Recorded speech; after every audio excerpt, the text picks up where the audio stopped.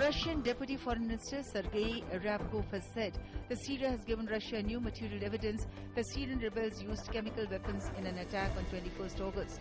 The minister also said a report by UN inspectors on the alleged use of chemical weapons was politicized, biased and one-sided. He said the inspectors had only investigated the attack in Ghouta on 21st August, not 3 previous incidents. The UN team found the nerve agent sarin was used in the Ghouta attack. Terming the use of chemical weapons in Syria as a tip of the iceberg, UN Secretary-General Ban Ki-moon has called for unity among Security Council members for an enforceable resolution to end the crisis in the troubled country. Ban said he will use his meetings with the world leaders during the General Assembly next week to make a strong appeal for action now. One person was killed and several others injured in sporadic incidents of violence across Bangladesh as fundamentalist outfit Jamaat-e-Islami enforced a 48-hour strike to protest the Supreme Court verdict awarding death penalty to one of its stalwarts for 1971 war crimes. A 3-wheeler auto rickshaw driver died in the southeastern Noakhali as he was stoned by protesters for defying the Hartal call, while the Jamaat activists also turned violent at several other areas of the country on the first day of the 2-day strike. The 68th session of the United Nations General Assembly has started at the UN headquarters in New York.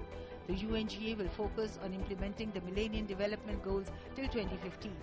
The UNGA will be decisive this year and the benchmarks will be fixed for reaching the development goals till 2015.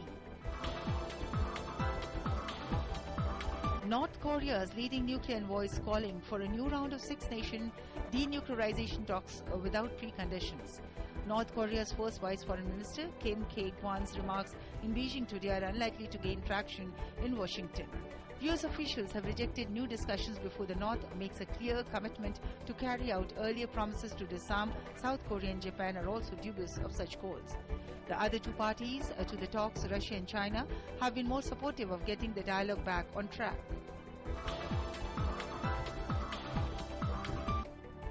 Iraq was swept by bombings in central and northern Iraq that killed at least 6 and wounded scores today.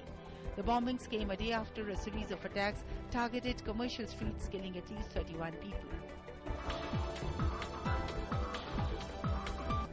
A Philippine police chief abducted by a small band of Muslim rebels convinced them to surrender and emerge free, but a separate larger group continued to hold several hostages.